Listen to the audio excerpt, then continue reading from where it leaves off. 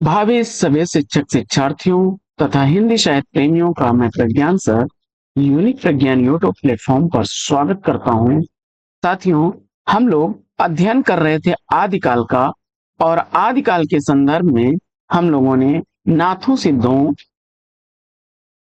तक का अध्ययन कर लिया था। तो नाथ साहित्य सिद्ध साहित्य के बाद आज की पाठचर्या में हम लोग जैन साहित्य, रासो साहित्य, लौकिक साहित्य आज पर चर्चा करने वाले हैं और कुछ फुटकल साहित्य पर भी चर्चा करेंगे। यह वीडियो हो सकता है आज थोड़ा सा लंबा हो जाए, लेकिन प्रयास होगा कि आदिकाल के उन महत्वपूर्ण तथ्यों को जो टीचटी पीएचडी एग्जाम में पूछे जाने वाले तथ्य हैं उनको कवर करने का हम प्रयास करेंगे। तो साथियों, पाठचर्या को प्रारंभ करें इससे पूर्व वीडियो को लाइक नहीं किया तो लाइक, शेयर नहीं किया तो शेयर, और चैनल पर पहले बार होंगे तो चैनल को सब्सक्राइब कर लीजिएगा, जिससे कि हमारा मनोबल बना रहे और हम आपके लिए ऐसी ही पाठचर्या लेकर के हमेशा आते रहें। तो साथियों, सबसे पहले आज की पाठचर्या में हम लोग देखते हैं जैन साहित्य को। जैन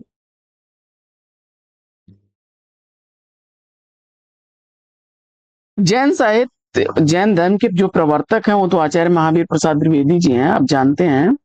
लेकिन जैन आचार्यों ने जो है जैन साहित्य पर अगर भाषा का देखा जाए तो अपभ्रंश भाषा का प्रभाव रहा है। अपभ्रंश भाषा का प्रभाव रहा है जैन साहित्य पर, और इन्होंने जो है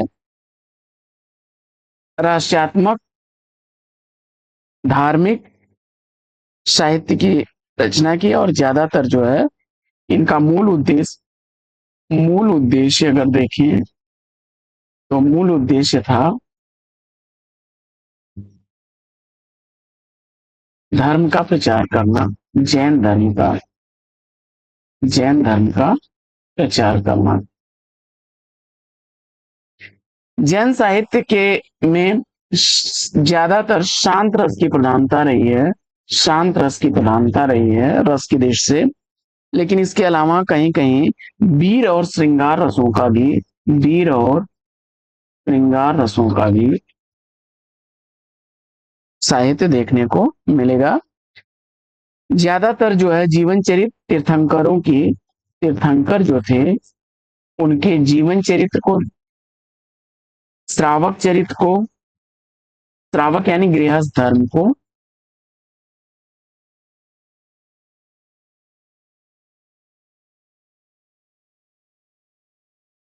श्रावक का मतलब गृहस्थ धर्म, और जैनों की कुछ जातक कथाएं जैन जातक कथाओं के रूप में मिलता है। जैन साहित्य के कुछ प्रमुख कवियों पर अगर हम चर्चा करें तो जैन साहित्य के अंतर्गत आप एक रचनाकार को लेते हैं, आचार्य देवसेन को। देवसेन की प्रमुख रचनाओं में श्रावकाचार,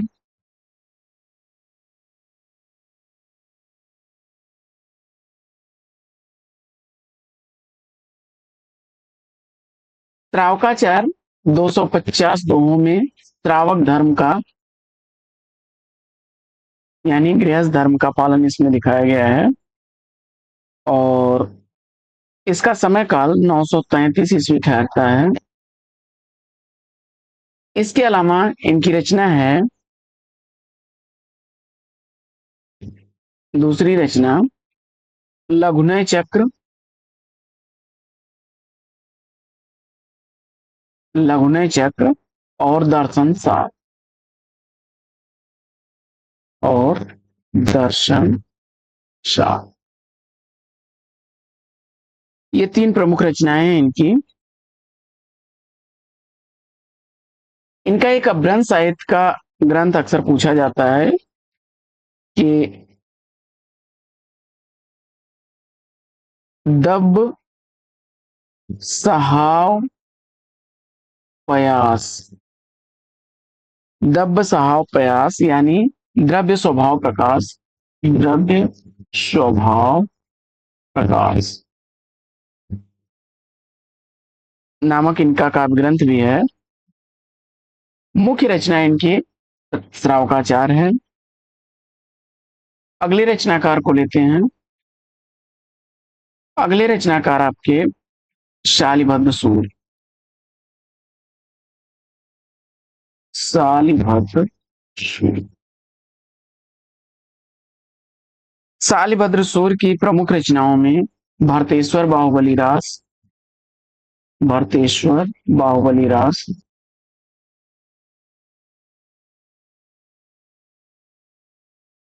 और बुद्धिरास।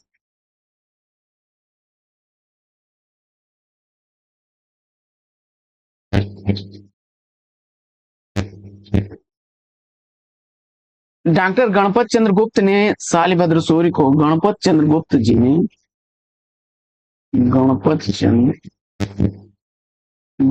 ने इन्हें हिंदी का प्रथम कवि माना है। हिंदी का प्रथम कवि माना।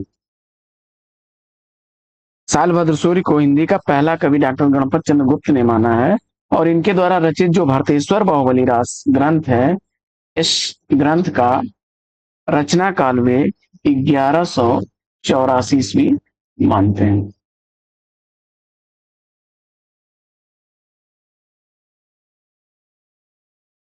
और रास परंपरा का इसे पहला रासो परंपरा का रासो परंपरा का पहला ग्रंथ मानते हैं।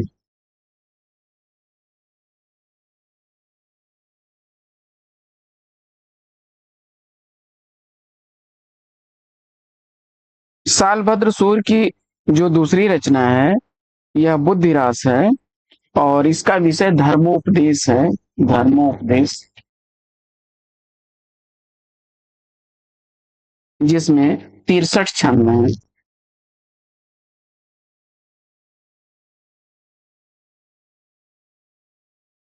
आगे बढ़ते हैं पाठचर्या में और लेते हैं अगले रचनाकार। अक्सर पूछता है आसग कवि की रचना।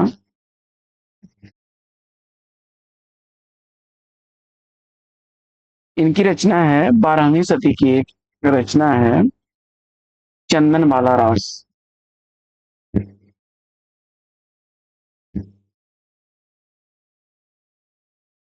चंदनमाला रास और 35 छंद हैं इस रचना में। 35 छंद हैं।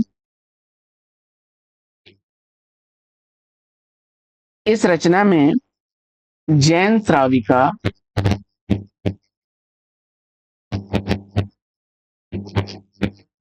जैन श्राविका चंदनमाला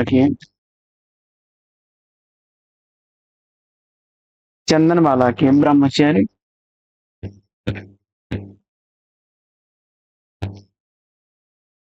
सतीत्व, संयम,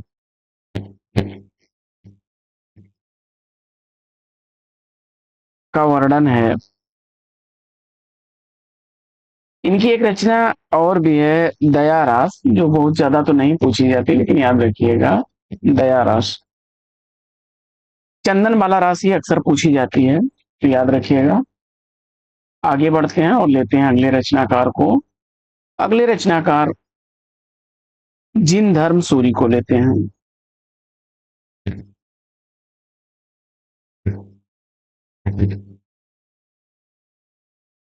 इनकी रचना है स्थूल भद्र रास।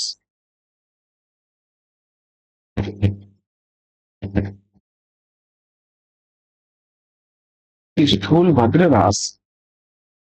रचना काल इस रचना का 1209 ईस्वी है।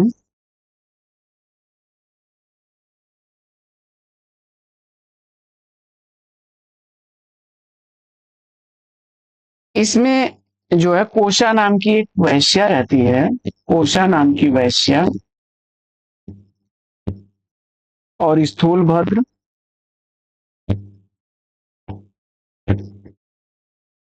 स्थूल भद्र और इनके एक गुरु भाई मुनि होते हैं। गुरु भाई मुनि। इन तीन पात्रों का चरित्र चित्रण जो है करके एक संयमित जीवन जीने के लिए किया गया है। बढ़ते हैं आगे और लेते हैं अगली रचनाकार को। तुम मति गणी की रचना है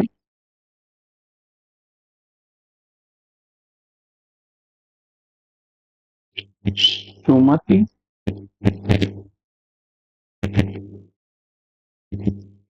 नेमिनाथ रास,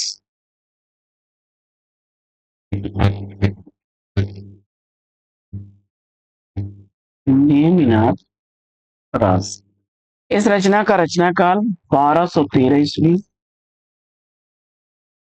छंदों की संख्या इसमें 58 है।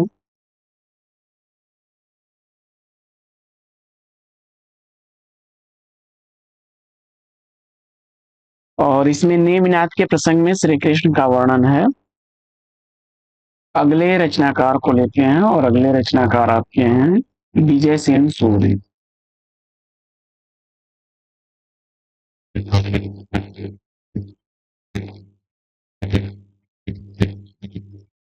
विजय सेन सूर्य की रचना रेवंत गिरिरास,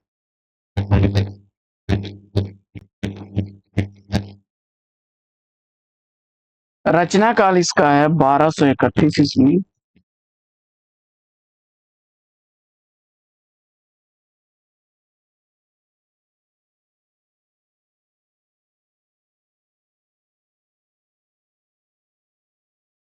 अगले रचनाकार को देखें हम लोग तो सोम प्रभु सूर्य।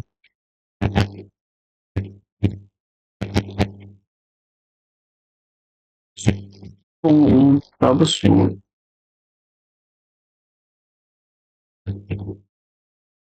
इनकी रचना कुमारपाल प्रतिबोध अक्सर पूछी जाती है। कुमारपाल प्रतिबोध। समय काल इसका 13वीं सदी।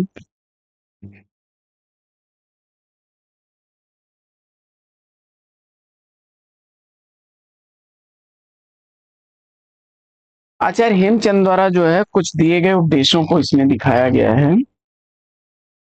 और अगली रचना लेते हैं हम लोग मेरुतुंग आचार्य को। मेरुतुंग आचार्य, मेरुतुंग आचार्य की रचना है प्रबंध चिंतामणि।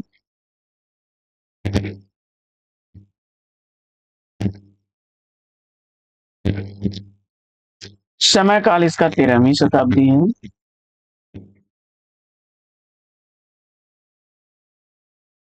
और इसमें कई राजाओं की कहानियां हैं प्रबंध चिंतामणि में। इसमें राजा भोज के चाचा मुंज के कहे गए दोहे भी हैं। और प्रबंध चिंतामणि के आधार पे ही आचार्य हजारी प्रसाद द्विवेदी जी ने आचार्य हजारी प्रसाद द्विवेदी जी ने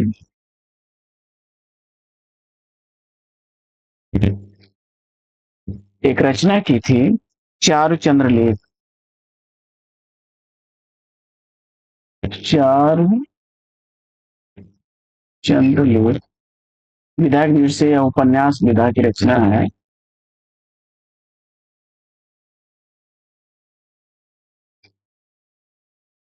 अब साथियों बढ़ते हैं पाठचर्या में आगे।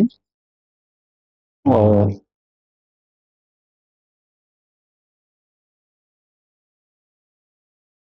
बढ़ते हैं पाठचर्या में आगे और देख लेते हैं हम लोग रासो साहित्य।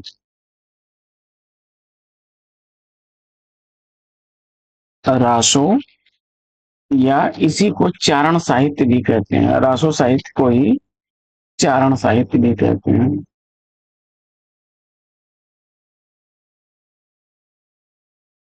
रासो साहित्य या चारण साहित्य।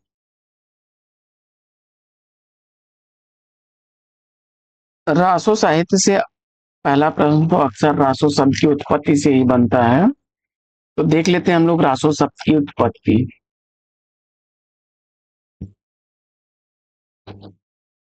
रासो शब्द की उत्पत्ति, तो इसमें कुछ विद्वान इसको जो है राजसूय से मानते हैं। तो कोई रसिक से मानता है,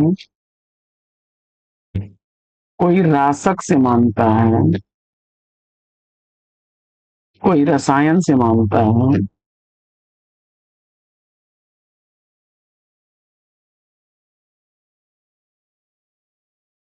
गारसा द तासी ने इसे राजसू शब्द से माना है। गारसा द ताशी महोदय ने इसे राजसू शब्द से रासो शब्द की उत्पत्ति मानी है।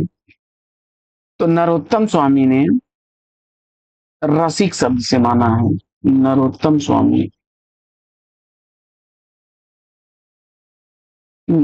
स्वामी ने इसे रसिक से माना है। वे मानते हैं कि पहले शब्द रसिक था और रसिक से राउस हुआ, राउस के बाद यह रासो बन गया। रासक शब्द से मानते हैं चंद्रबली पांडे। चंद्रबली पांडे पूछता है प्रश्न, याद रखिएगा। चंद्रबली पांडे, चंद्रबली पांडे रासक से मानते हैं। रसायन शब्द से मानने वाले हैं आचार्य रामचंद्र शुक्ल। आचार्य रामचंद्र शुक्ल जी, आचार्य रामचंद्र शुक्ल जी से रसायन शब्द से मानते हैं। और रासो शब्द की उत्पत्ति राजयश से मानने वाले हैं हरप्रसाद शास्त्री। हरप्रसाद शास्त्री, हरप्रसाद शास्त्री ने माना है राजयश।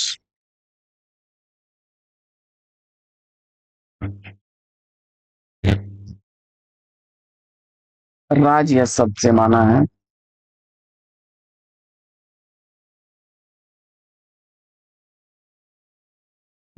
और रासो शब्द की उत्पत्ति रहस्य शब्द से, रहस्य शब्द से मानने वाले आचार्यों में नाम आता है आपका कविराज श्यामल दास।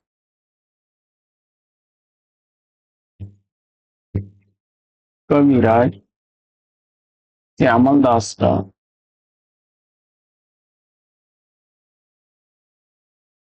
काशी प्रसाद जायसवाल का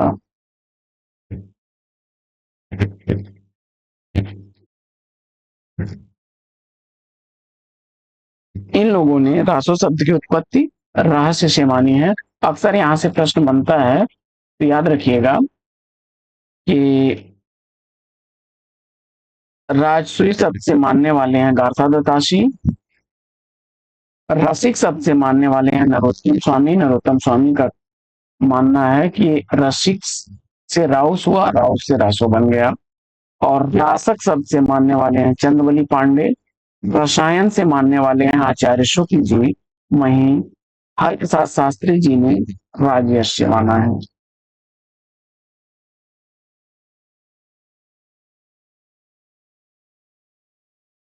और रहस्य से मानने वाले हैं कविराज श्यामल दास और काशी प्रसाद जायसवाल।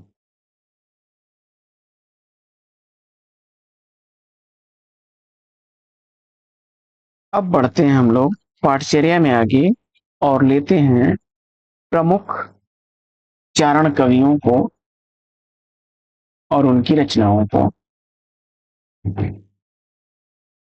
चारण काल के प्रमुख कवि।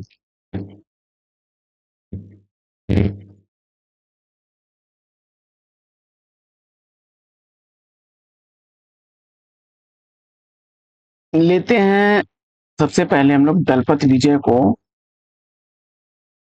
दलपत विजय,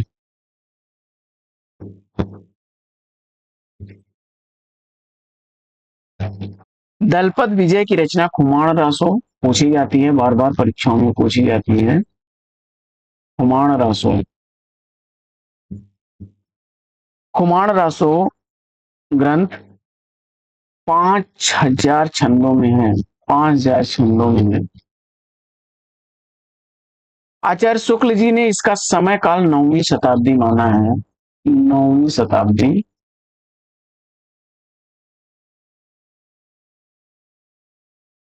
आचार्य रामचंद्र शुक्ल जी, आचार्य रामचंद्र शुक्ल जी ने इसका समय काल 9वीं शताब्दी माना है।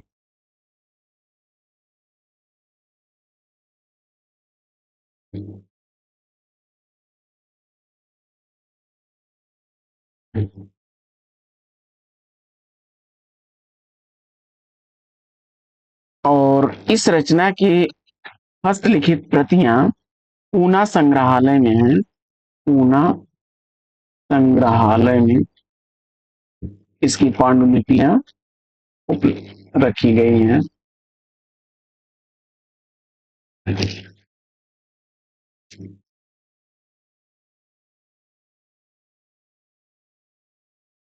अब बढ़ते हैं आगे हम लोग और देखते हैं अगले रचनाकार को। तो अगले रचनाकार नरपति नाल को देखते हैं। नरपति नाल, इनकी चर्चित रचना बीसल देव रासो। इनकी चर्चित रचना बीसल देव रासो है।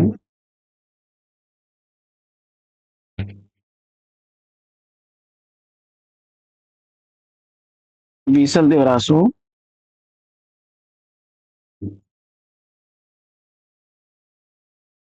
रासो मुक्तक परंपरा का यह गीत काव्य है। रासो मुक्तक परंपरा का प्रतिनिधि गीत काव्य है।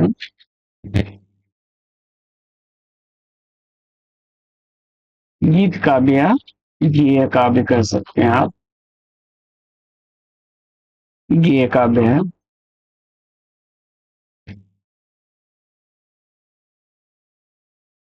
पहली बार 12 मासा का वर्णन, 12 मासा का वर्णन इसी रचना में देखने को मिलता है।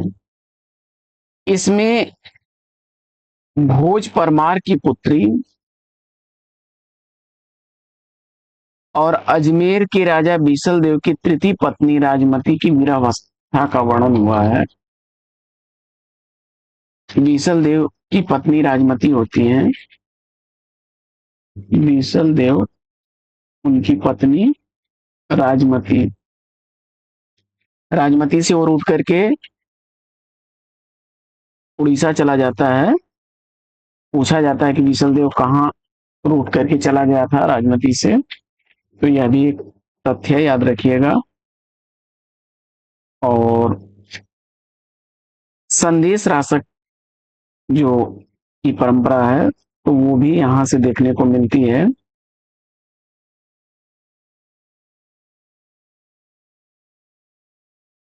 तो श्रृंगार के साथ साथ यह नीत परक भी रचना है। बीसल देव रासो रचना के संदर्भ में अक्सर प्रश्न बनते हैं, तो बीसल देव रासो का रचना काल देख लेते हैं। यहां से अक्सर प्रश्न बनते हैं। बीसल देव रासो, बीसल देव रासो ग्रंथ का रचना काल।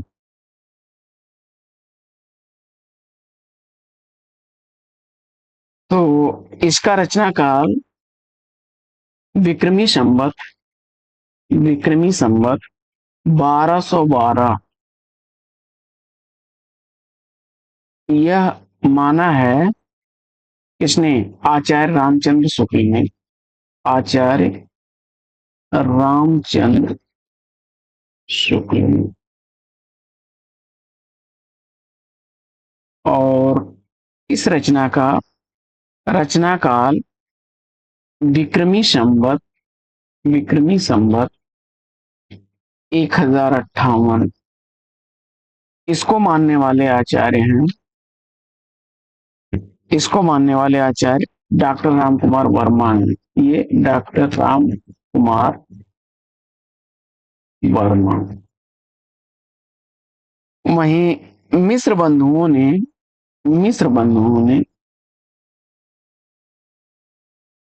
मिस्र बंधु मिश्र बंधुओं में तीन भाई थे मिश्र बंधु, श्याम बिहारी मिश्र, सुखदेव बिहारी मिश्र और गणेश बिहारी मिश्र। श्याम बिहारी मिश्र याद रखिएगा, श्याम बिहारी मिश्र।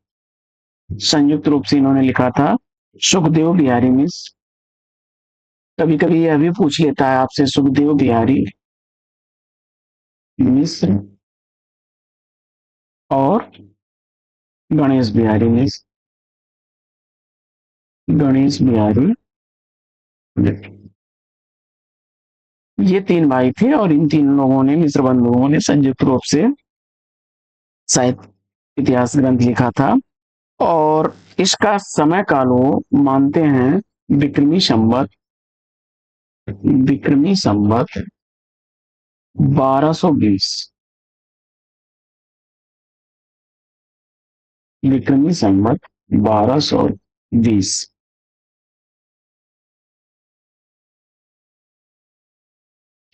और सामान्य रूप से जो है सर्वमत से, सर्वमत या सामान्यतया, सामान्यतया इसका समय काल 1212 ईस्वी माना जाता है, यह भी याद रखिएगा।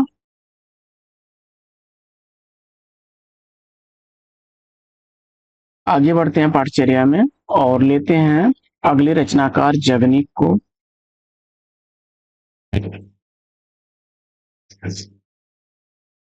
जगनीक की चर्चित रचना है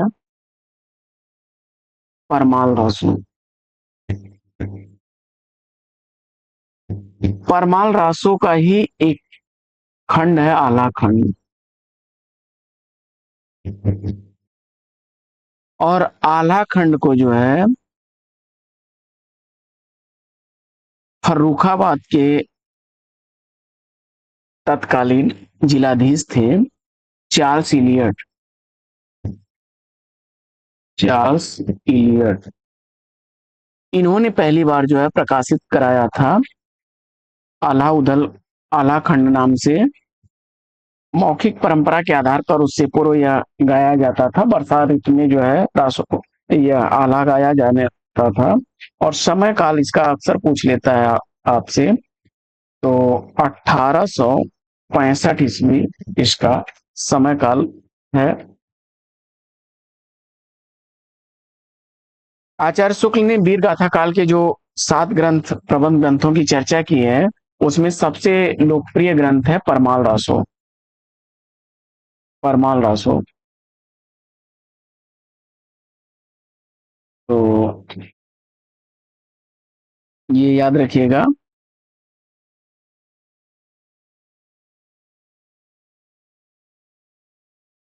12, इसकी बड़ी चर्चित पंक्ति है, अक्सर पूछी जाती है परीक्षाओं में कि 12 बरस ले कुकुर जी हैं, 12 बरस लो कुकुर जी हैं, 12 बरस लो कुकर जीवन, और 13 लो जिये सियार, और 13 लो जिये सियार, बरस 18 छत्री जिये मैं, बरस 18 छत्री जिये,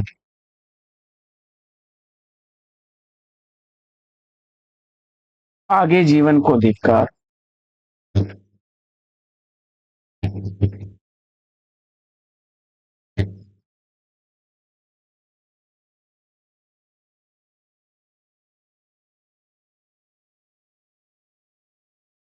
तो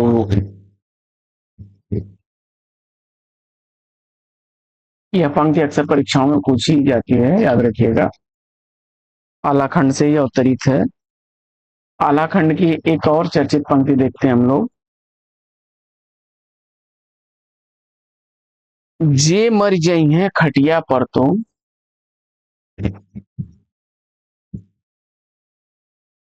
जो मर जई हैं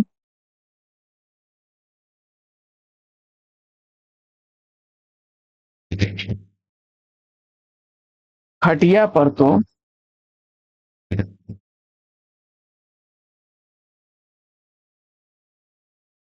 कौवा गिद्ध न खाई है मांस।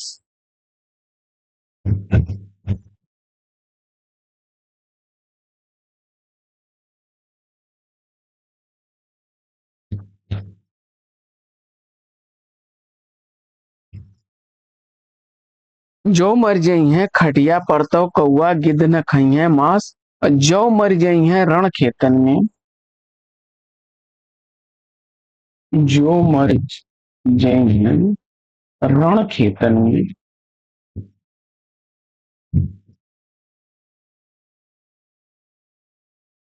तुम्हारो नाम अमर हुई जाए।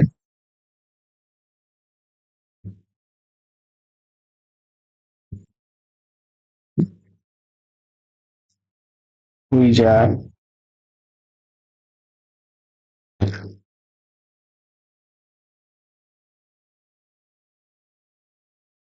यह भी पंक्ति अक्सर पूछ ली जाती है।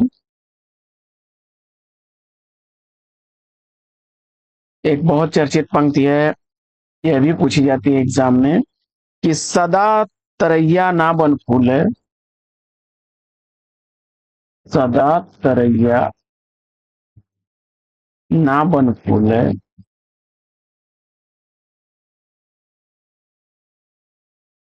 सदा न सावन होए। सदा तरैया ना बन फूले। यारों सदा न सावन होए। यारों सदा न सावन होए।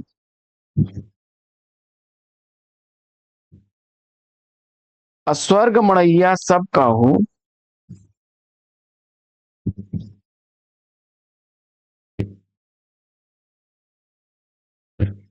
स्वर्ग मड़ैया सब काहू।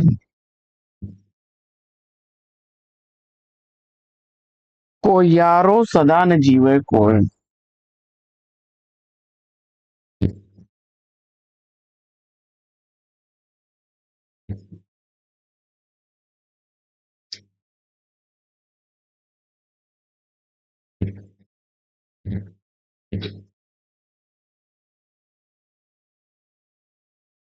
यह भी पंक्ति परमाल रासों से अक्सर पूछी जाती है। याद रखिएगा। बहुत आसान आसान पंक्तियां हैं। अब बढ़ते हैं आगे और एक रचना लेते हैं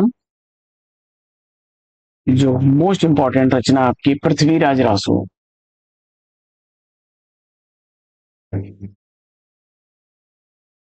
ये सब साथियों ऐसे ग्रंथ हैं कि इन पर चर्चा होती रहे तो बहुत सारी चर्चाएं हो सकती हैं। परीक्षा देर से जो इंपॉर्टेंट बिंदु है उन पर हम लोग चर्चा कर रहे हैं। बाकी विस्तृत अध्ययन आप करते रहिए। तो पृथ्वीराज रासो बताने की जरूरत नहीं है, याद होगा आपको। पृथ्वीराज रासो किसकी रचना है? चंद्रवरदाई की। रचनाकार इसके चंद्रवरदाई हैं।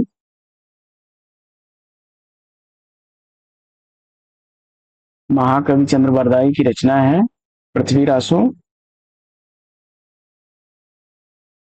और हिंदी का पहला महाकाव्य आचार्य शुक्ल ने, आचार्य रामचंद्र शुक्ल ने हिंदी का पहला महाकाव्य माना है।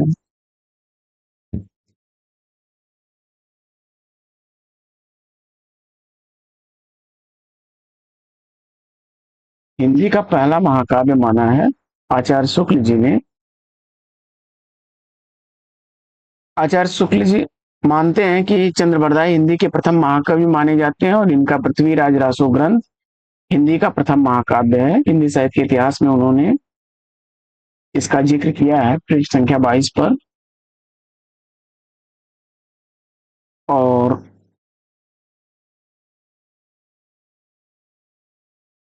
पृथ्वीराज रासो रचना में जो है इसका अंगी रस अगर पूछ ले आपसे तो वीर रस है इसका। वीर रस प्रधान रचना है। और डॉक्टर नगेन ने अपने आलोचना ग्रंथ में लिखा है इसमें 68 प्रकार के छंदों का प्रयोग है। 68 प्रकार के छंदों का प्रयोग है। 68 प्रकार के छंदों का प्रयोग माना है। और किसने माना है? तो डॉक्टर नगेंद्र ने, डॉक्टर नगेंद्र ने माना है। जबकि रामकिशोर आचार्य, रामकिशोर आचार्य, रामकिशोर आचार्य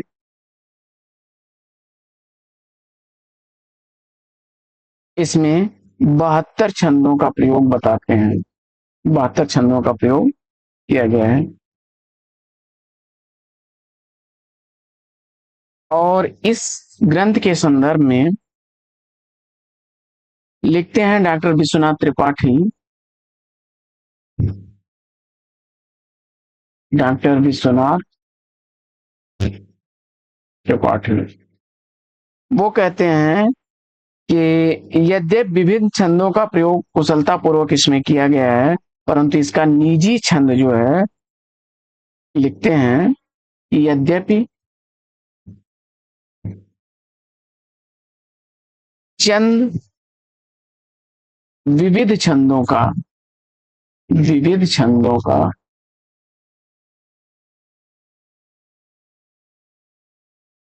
विविध छंदों के, लिखिए,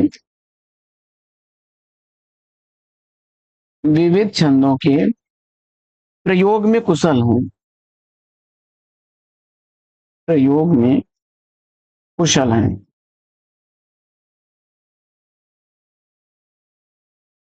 किंतु देखिए, जगत में काम बिगाड़े तीन थे, अगर मगर लेकिन किंतु परंतु बड़ी खतरनाक चीज है।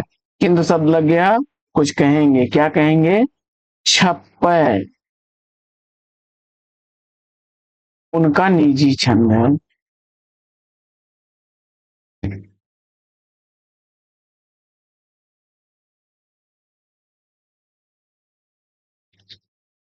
और शिव सिंह सरोज ने, शिव सिंह सरोज में शिव सिंह सेंगर ने, शिव सिंह सेंगर ने अपने ग्रंथ शिव सिंह सरोज में, शिव सिंह सरोज में, शिव सिंह सरोज में वे लिखते हैं कि चंद्रबरदाई को छप्पयों का राजा,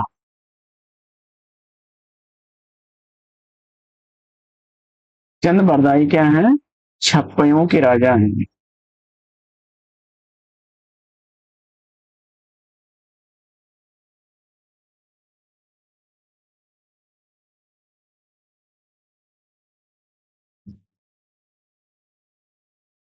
चंद्रबरदाई को छप्पयों का राजा माना है। इसने शिव सिंह सेंगर ने,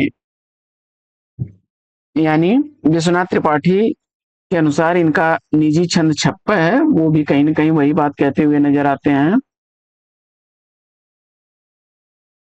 और इसी क्रम में जो है आलोचनाकार, आलोचक हुए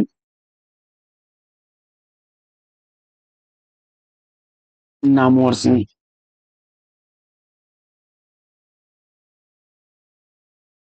नामवर सिंह ने लिखा कि वस्तुतः, वस्तुतः हिंदी में चंद को,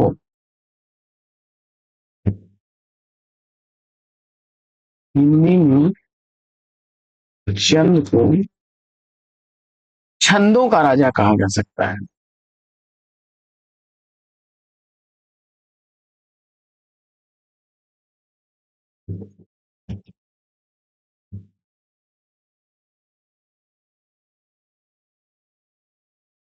इंपॉर्टेंट तथ्य इसमें आप ध्यान दीजिएगा, विश्वनाथ त्रिपाठी जी ने क्या कहा? विश्वनाथ त्रिपाठी कहते हैं कि छप्पा उनका क्या है? निजी छंद है। शिव सिंह सेंगर, शिव सिंह सरोज में कहते हैं उन्हें छप्पयों का राजा। और छंदों का राजा कहने वाले, छप्पे छंद याद रखिएगा कौन है? नामवर सिंह है। ठीक।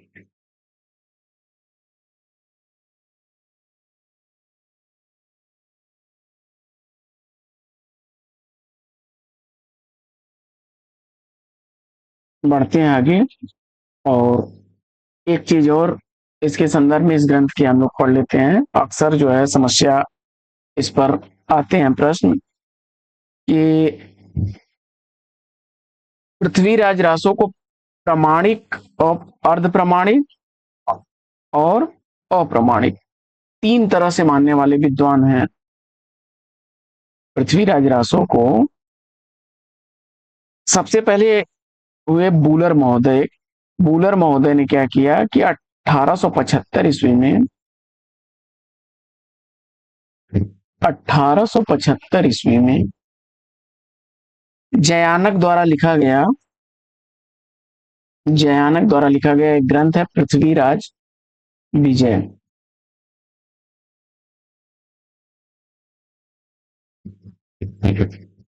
पृथ्वीराज विजय। और इसी ग्रंथ के आधार पर किसने, बूलर महोदय ने, याद रखिएगा अक्सर पूछता है, बूलर महोदय ने इसी ग्रंथ के आधार पर इसको अप्रामाणिक घोषित कर दिया। यहां से प्रश्न आता है, तो प्रामाणिकता पर उन्हें संदेह हुआ और इसको जो है अप्रामाणिक घोषित कर दिया। अब एक हम लोग डायग्राम देख लेते हैं। तो पृथ्वीराज रासो को पहले देख लेते हैं प्रामाणिक मानने वाले विद्वानों को। प्रामाणिक मानने वाले विद्वान,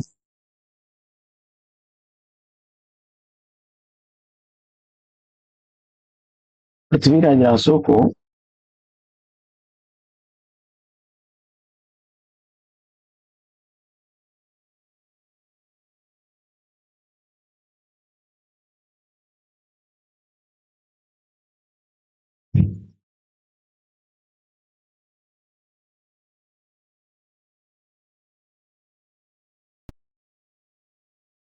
एक मिनट,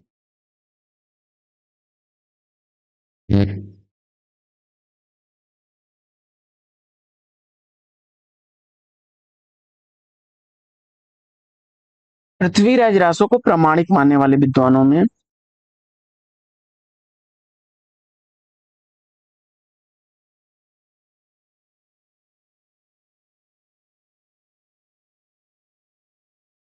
पृथ्वीराज रासो को प्रामाणिक मानने वाले विद्वानों में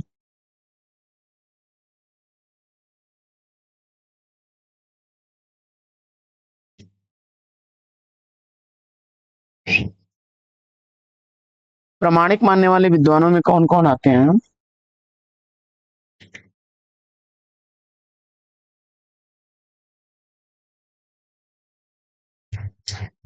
पृथ्वीराज रासो को प्रामाणिक मानने वाले विद्वानों में श्याम सुंदर दास,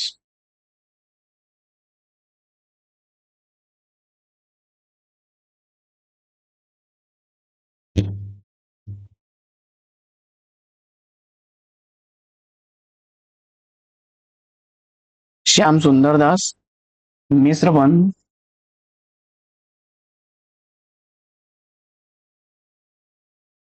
colonel Tod,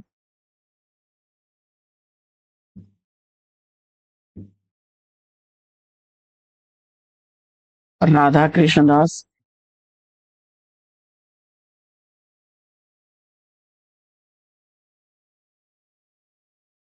Mohanlal Vishnulal Pandya,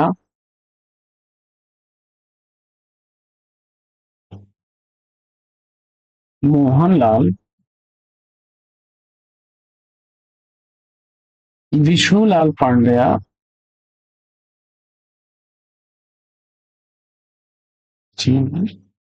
Vishnulal Pandya,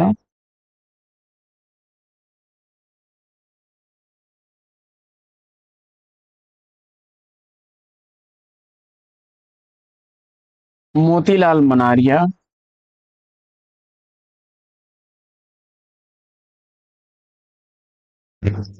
Motilal L,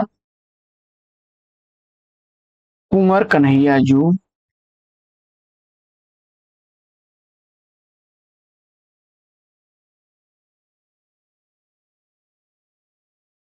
ये विद्वान पृथ्वीराज रासो को प्रामाणिक मानते हैं।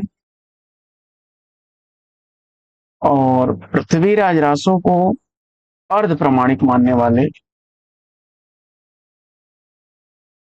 अर्ध प्रमाणिक मानने वालों को देख लेते हैं।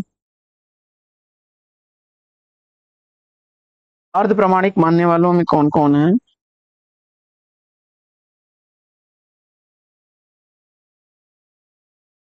मुनि जिन विजय,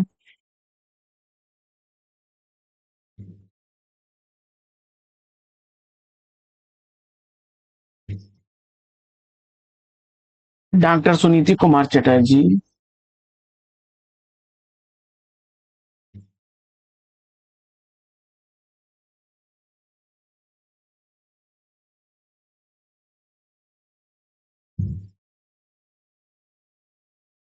अगर चंद्र नाहटा,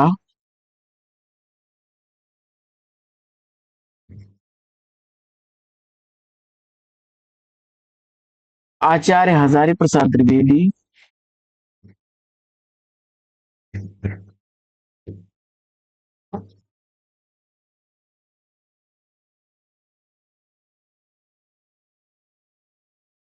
दशरथ शर्मा,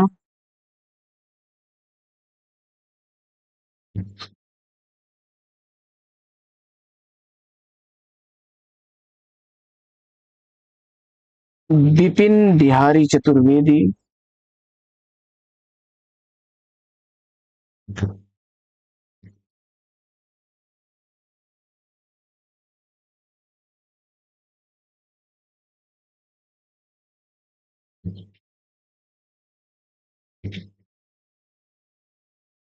यानी मुनि जिन विजय, सुनीति कुमार चटर्जी, अगर चन्नाटा, आचार्य हजारी प्रसाद द्विवेदी, दशरथ शर्मा और विपिन बिहारी चतुर्वेदी, ये लोग रासो ग्रंथ को अर्ध प्रमाणिक मानते हैं। आगे बढ़ जाते हैं और इसको अप्रमाणिक मानने वालों को देख लेते हैं। अप्रमाणिक अप्रामाणिक मानने वालों में कौन कौन से लोग हैं? रामचंद्र शुक्ल,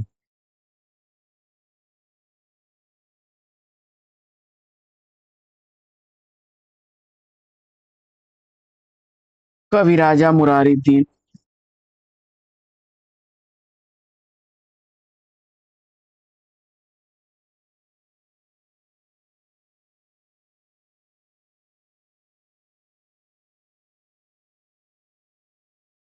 कवि राजा श्यामल दास,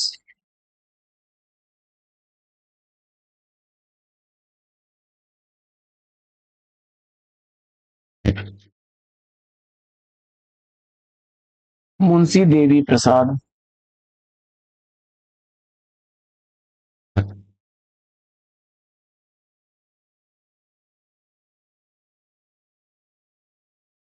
देवी प्रसाद, बूलर महोदय,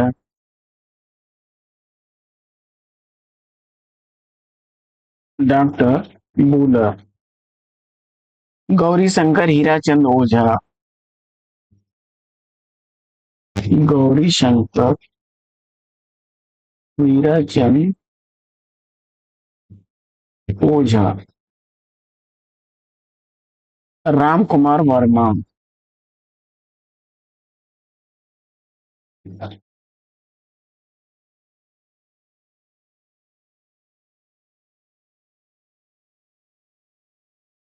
अच्छा, ये तो हो गई प्रमाणिक, अप्रमाणिक और अर्ध प्रमाणिक मानने वाली बात। एक विद्वान है नरोत्तम स्वामी, चौथा मत है, चौथा मत आता है नरोत्तम स्वामी का। नरोत्तम स्वामी का, ये पृथ्वीराज रासो को मुक्त काव्य मानते हैं। पृथ्वीराज रासो मुक्त काव्य है।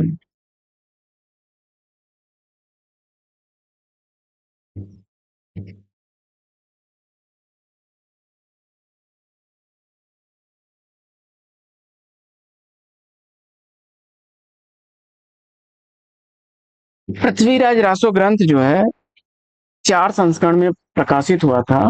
इस पर चर्चा कर लेते हैं हम लोग। तो पहला संस्करण इसका बृहत रूपांतरण,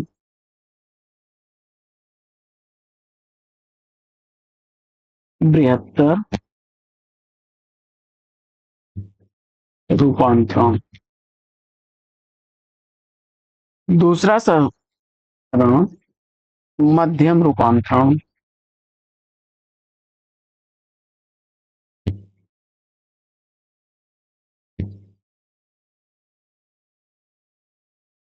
तीसरा है लघु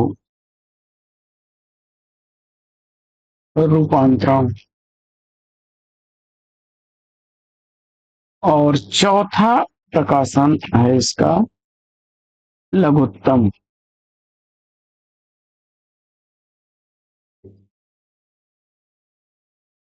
रूपांतरण।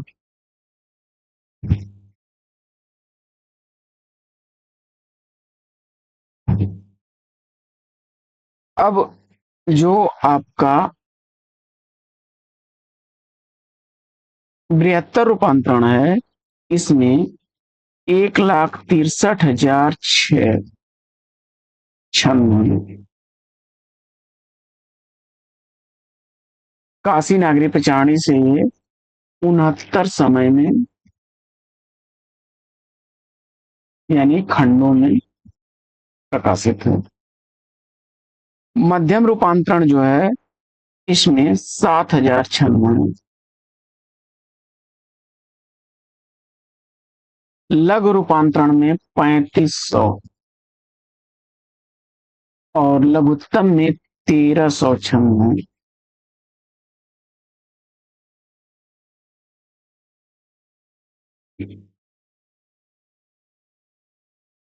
दशरथ शर्मा इसी को जो है मूल रासो ग्रंथ मानते हैं। मूल रासो ग्रंथ इसी को मानते हैं दशरथ शर्मा।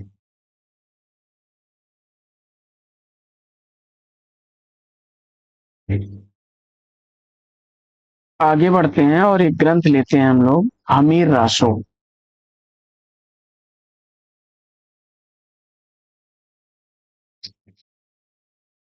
हमीर रासो को आचार्य रामचंद्र शुक्ल ने सारंगधर की रचना मानी है।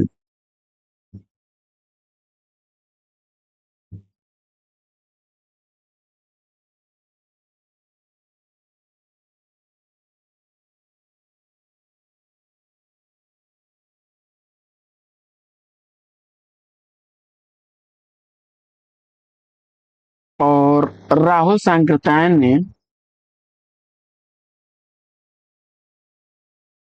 राहुल सांकृत्यायन ने जज्जल की रचना मानी है।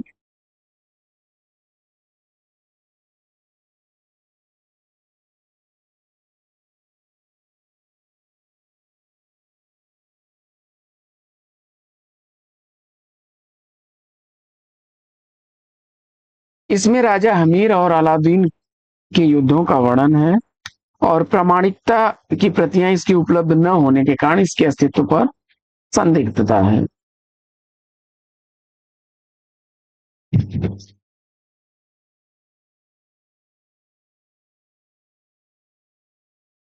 आगे बढ़ते हैं पाठचर्या में आगे।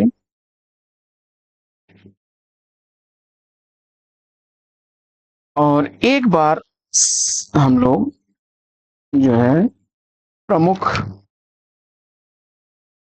रचनाओं को फटाफट रिवाइज कर लेते हैं। तो सारंगधर की रचना हमीर रासो, विजयपाल रासो के रचनाकार नल सिंह। लिखते चलें।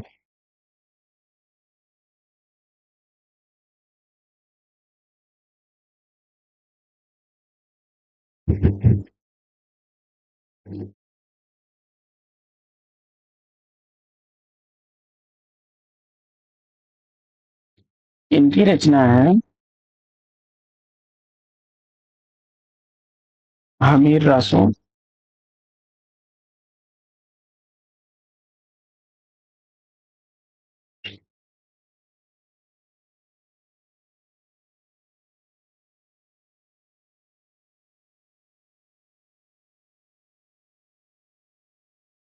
सारंग मेहर की रचना है अमीर रसों।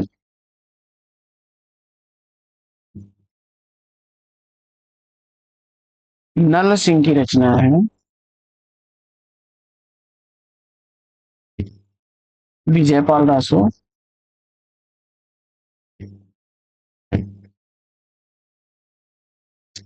और विद्यापति की रचना कीर्तिलता कीर्ति पताका।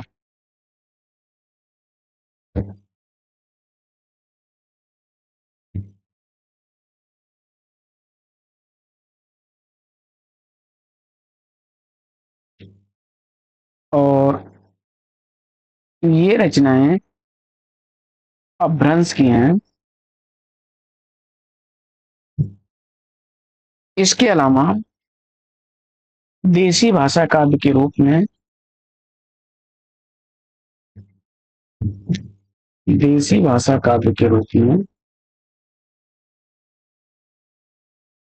खुमान रासो दलपत विजय का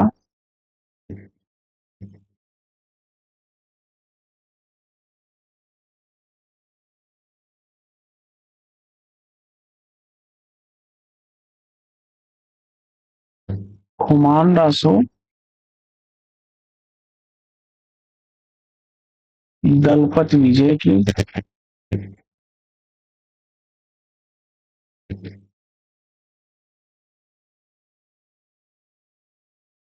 बीसल देव रासो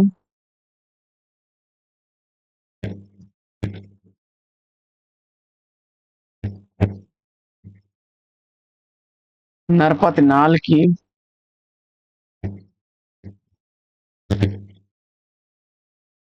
पृथ्वीराज रासो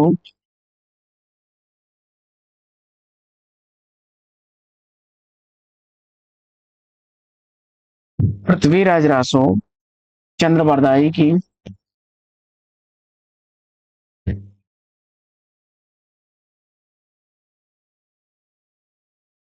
परमाल रासो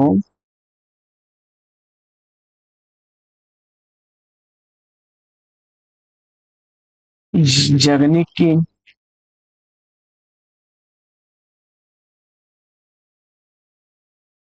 जयचंद्र प्रकाश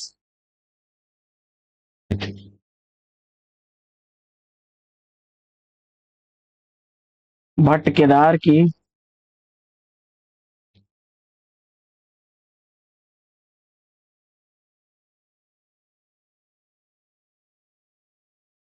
टूट गया यहाँ पे 5 6 मधुकर कवि की जय मयंक जस चंद्रिका जय मयंक जस चंद्रिका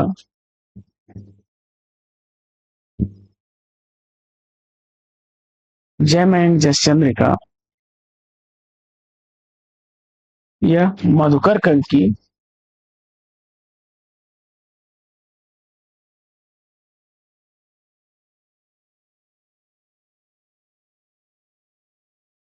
और खुसरो की पहेलियां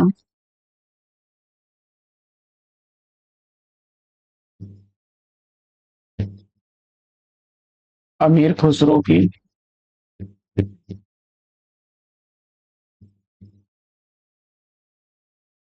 और विद्यापति की पदावली।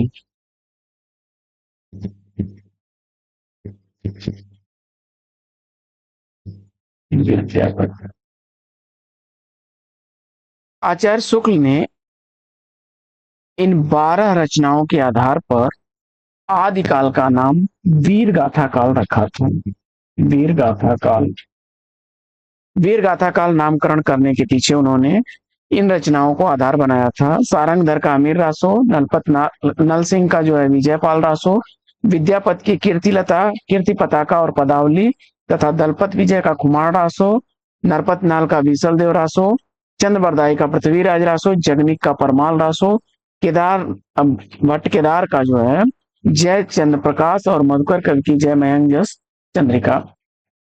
इन रचनाओं को बेस बना करके उन्होंने जो है इसको आदिकाल नाम दिया था।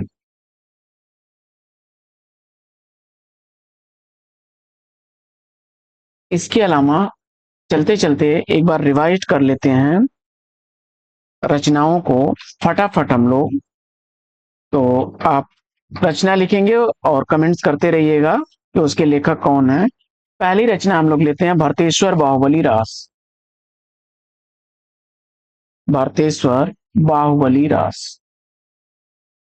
देखते हैं कितने लोगों ने याद किया।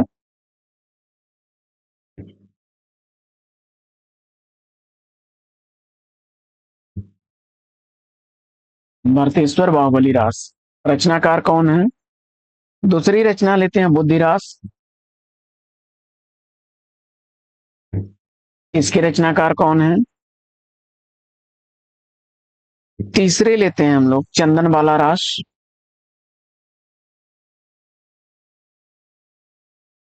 कमेंट्स करिए फटाफट। अगला जीवदया रास। सारी चीजें अभी ऊपर हम लोगों ने पढ़ी हैं, तो इतने के नाम भी बताते चलें फिर। भारतेश्वर बाहुबली रास शालभद्र सूर की रचना है।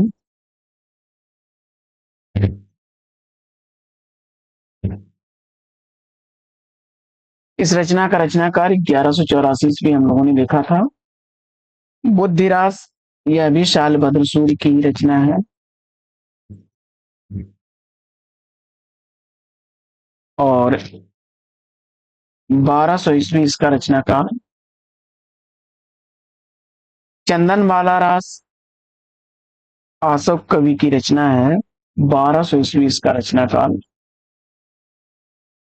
जीव दया रास, यह भी आसफ कवि की रचना है और 1200 ईस्वी ही इसका रचना काल है।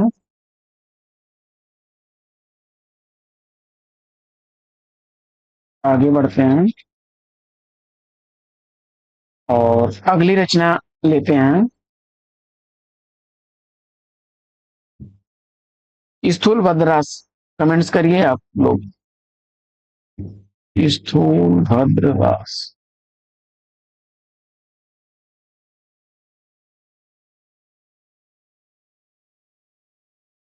इस रेवंत गिरिरास। रेवंत गिरिरास। कमेंट्स करिए। स्थूल भद्रास किसका था? जिन धर्म सूरी का।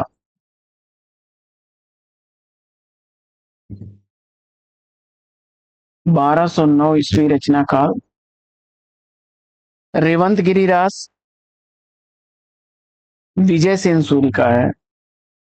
विजय सेन सूरी का। और 1231। 1231 ईस्वी का है। इसके बाद आगे बढ़ते हैं और अगली रचना लेते हैं हम लोग आबू रास। मुझे उम्मीद है कि इसकी चर्चा हम लोगों ने नहीं की थी, लेकिन आप बता देंगे। ये 1232 ईस्वी की रचना है और पल्लड़ की है।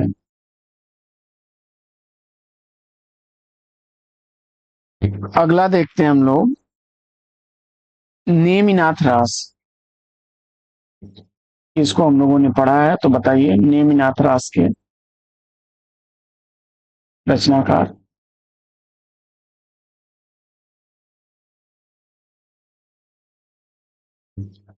कमेंट्स करिए फटाफट। नेमिनाथ रास। कछुली रास।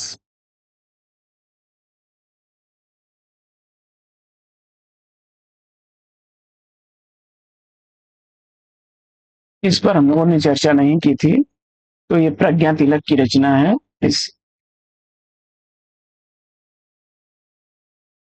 1306 ईस्वी इसका रचना काल।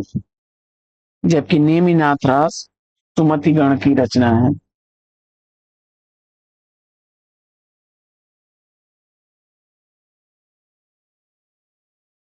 1238 ईस्वी इसका रचना काल।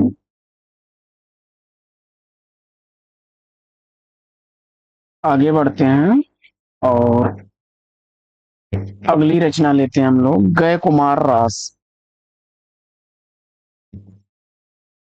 गय सुकुमार रास,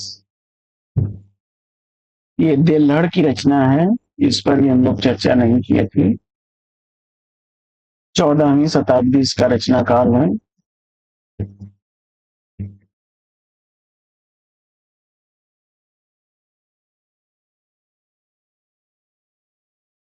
पंच पांडव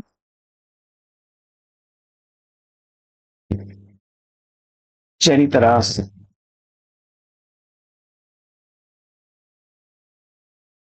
शालभद्र सूर की रचना।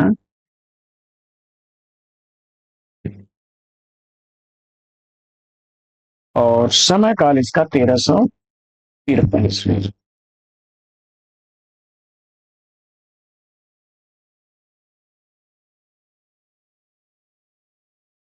आदिकाल में जो साहित्य है, इसमें अप्रामाणिक रासो ग्रंथों को मानने वाले में अप्रामाणिक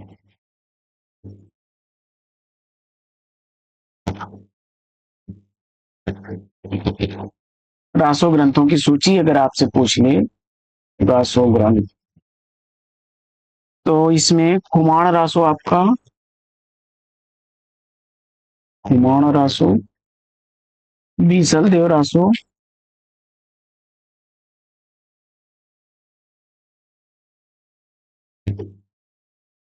पृथ्वीराज रासो,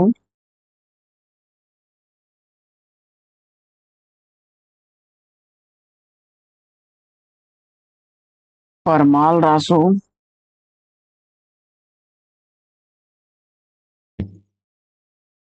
और विजयपाल रासो।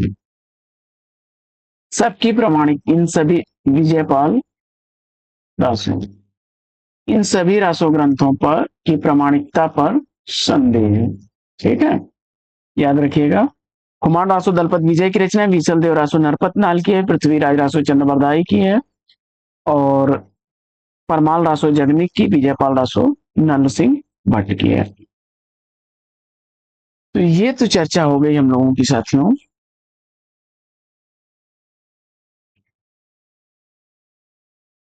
आदिकालीन साहित्य पर। तो साथियों, इसके फुटकल साहित्य और गद्य साहित्य पर हम लोग अगले पाठचर्या में करेंगे, क्योंकि वीडियो बहुत ज्यादा लंबा हो जाएगा और अपलोड करने में समस्या होगी हमें। तो फिर मिलते हैं आपसे अगले वीडियो में एक नए प्रश्न, एक नया टॉपिक, एक नए अंदाज में। तब तक के लिए लेते हैं आपसे विदा।